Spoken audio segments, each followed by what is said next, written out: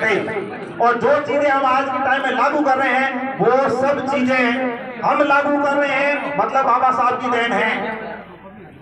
विज्ञान ने जो चीजें दी अच्छी बात है, लेकिन हम लागू कर रहे हैं इसका मतलब बाबा साहब की देन है। मेरे पास जो भी दौलत है बाबा साहब की बदौलत है।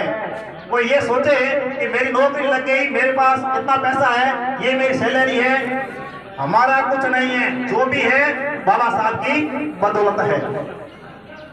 इसके अलावा हमारे समाज को गुलामी ने इस तरह से जकड़ कर दिया, हमारे दिमाग को हाईजैक कर दिया। देखो क्या कहते हैं, कंट्रोल। दिमाग हमारे पास है लेकिन चल किसी रिमोट किसी और के पास है। दिमाग को हाईटेक करके रखा है, इसको है वो दिमाग का जो रिमोट है वो खुद के पास रखने की जरूरत है।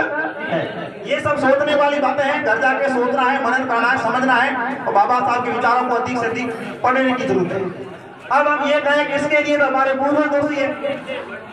अभी मैंने जो 2-3 बातें बताई है, इसके लिए हमारे दिमाग में ये चल रहा है कि हमने शुरू थोड़ी किया, ये तो हमारे पूर्वजों ने लागू किया है। अब आपके पूर्वजों ने भले किया, उस समय की कंडीशन ऐसी रही होगी, लेकिन आज वो कंडीशन नहीं है। आज समय परिवर्तित हो चुका है और हमें परिवर्तन के दौर में आगे बढ़ना होगा। समय के साथ खुद को चेंज करना होगा, समय के साथ खुद को अपडेट रखना होगा। यदि हम खुद को अपडेट नहीं रखेंगे तो इस जीवन की दौड़ में हम पीछे रह जाएंगे। हमारा राम जी बोस बता रहे थे पीसीओ एसटीडी, यदि समय के अकॉर्डिंग ये चीजें चेंज नहीं होती, आज ही कोई बोले तो बेस्ट है, लो क्या करेगा, कुछ होने वाला नहीं है। इसलिए समय के साथ खुद को चेंज करना जरूरी है। पूर्वजों की बात, मैं यदि पूर्वजों के बारे में बात करूं कि ये देन पूर्वजों की है, मेरे माता पिता की है, हम उसको इसके लिए दोषी नहीं ठहरा सकते। कभी भी अपने माता पिता को अपने से कम मत आंकना। यदि आपने ये गलती कर दी तो आप कभी भविष्य में सक्सेस नहीं हो सकते। इस बात का भी ध्यान रखना है। ऐसा नहीं कि मेरे पिताजी पढ़े लिखे नहीं है, मैं पढ़ गया, मैंने बीएससी कर दी, मैंने एमएससी कर दी, मेरे पिताजी कुछ नहीं है। ये दिमाग में चीज आ गई तो आपका विनाश शुरू हो जाएगा। आपके माता पिता हरगिज आपसे ज्यादा नॉलेज रखने वाले हैं, इसलिए आपके माता पिता के पास आपसे ज्यादा नॉलेज था, इस वजह से उन्होंने आपको पढ़ाया, ज्यादा नॉलेज था इसलिए उन्होंने आपको पढ़ाया लिखाया, फिर आपको इस काबिल बनाया। यदि उनके पास नॉलेज नहीं होता, दिमाग में कचरा भरा हुआ होता, तो वो आपको क्यों पढ़ाते। शुरू से ही को भी याद करना चाहूंगा।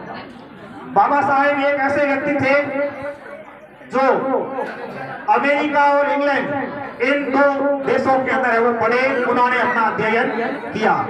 और यदि हम अमेरिका की बात करें तो अमेरिका की जो टॉप यूनिवर्सिटी है कोलंबिया विश्वविद्यालय, उस विश्वविद्यालय की यदि हम बात करें तो पिछले 600 वर्षों का एक सर्वे करवाया गया।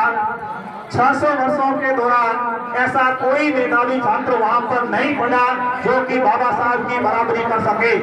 हमारे लिए बहुत बड़े गुरु की बात है। और उसकी यूनिवर्सिटी के आगे, कोलंबिया विश्वविद्यालय के आगे बाबा साहब की मूर्ति लगी हुई है। विदेशों के कोई महापुरुष है, उनकी मूर्ति हमारे इंडिया के अंदर शायद ही कहीं हो, लेकिन हमारे भारत के अंदर जो महापुरुष जन्मे हैं, जो शख्सियत जन्मी है, उनकी मूर्तियां हम देखते हैं विश्व के अलग अलग देशों में स्थापित की हुई है। और उसी क्रम में अमेरिका के अंदर जो कोलंबिया विश्वविद्यालय है, उसके मेन गेट के ऊपर बाबा साहब की स्टेचू लगी हुई है और उसके नीचे सुनहरे अक्षरों में लिखा गया सिंबल ऑफ नॉलेज, ज्ञान का प्रतीक। बहुत बड़ी बात है। हम कल्पना नहीं कर सकते कि उस व्यक्ति के पास कितना नॉलेज था।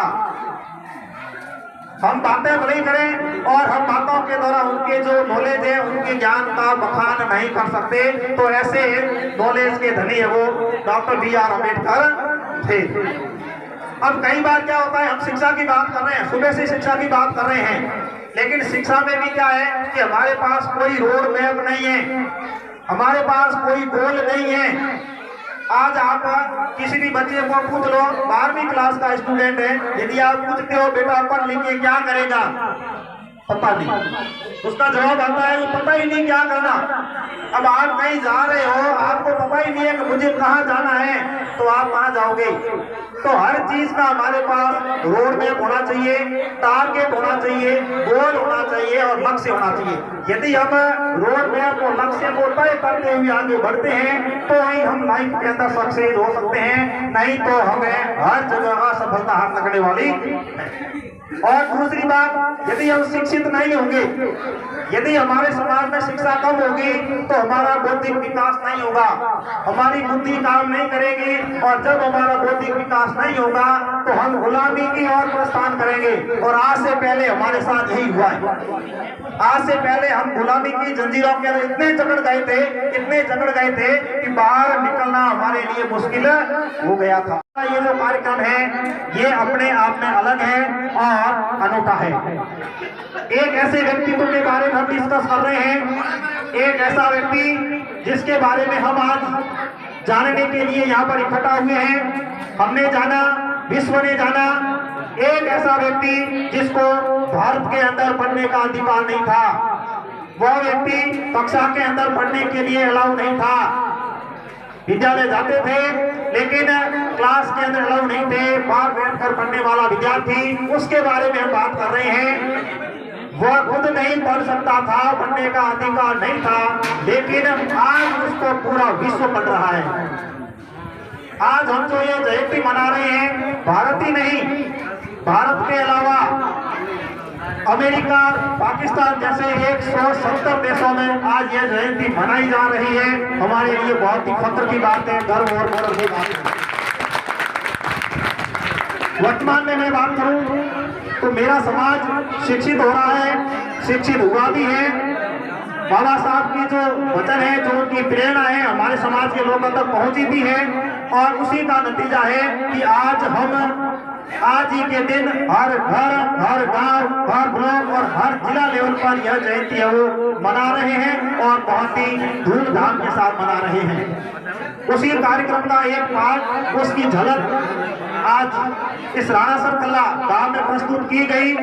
सुबह जो रैली यहाँ से प्रस्तुत की गई, बहुत ही भव्य रैली रही, और जो नेताई धूम था, हमने उस रूट से रैली निकाली तो हमें आशा ही नहीं थी, उससे कई गुना अधिक लोगों ने उसमें भाग लिया और इस रैली को सफल बनाने का कार्य किया। रैली में और आज के इस कार्यक्रम में भाग लेने वाले सभी आगंतुक मेहमानों का और सभी ग्रामवासियों का, मातृशक्ति का एक बार आभार। एक बार पुनः बता सभी मेहमानों को मैं आज के इस कार्यक्रम में हार्दिक स्वागत और अभिनंदन करता हूँ। बाबा साहब ने जो मूल मंत्र दिया, यदि हम मूल मंत्र के ऊपर डिस्कस करें तो सबसे पहला पॉइंट बताया, शिक्षित बनो। शिक्षा एक ऐसा हथियार है, शिक्षा एक ऐसा हथियार है, उसके बल पे हम इस देश के अंदर किसी भी पोजीशन पर जा सकते हैं, किसी भी काम को कर सकते हैं। हम जैसा चाहें, जिस तरह से चाहें, खुद का विकास कर सकते हैं। लेकिन यदि हम शिक्षा के बारे में बात करें तो शिक्षा ओनली पढ़ना लिखना, किताबी ज्ञान इकट्ठा किया, नौकरी लग गई और हमारा जीवन यापन ठीक ठाक चल रहा है, हम एक परिवार को पाल रहे हैं, ज्ञान तक सीमित नहीं होना चाहिए, किताबी ज्ञान नहीं होना चाहिए। महात्मा गांधी ने कहा था कि जो शिक्षा हम ग्रहण कर रहे हैं, वो शिक्षा यदि हम हमारे व्यवहारिक जीवन में लागू नहीं करते हैं तो उस शिक्षा का कोई औचित्य नहीं है, वह शिक्षा आपकी बेकार है।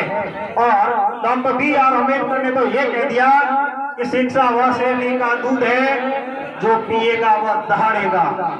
और इसी क्रम को आगे बढ़ाते हुए हमारा समाज 2 अप्रैल से और ज्यादा सावधान हो गया है।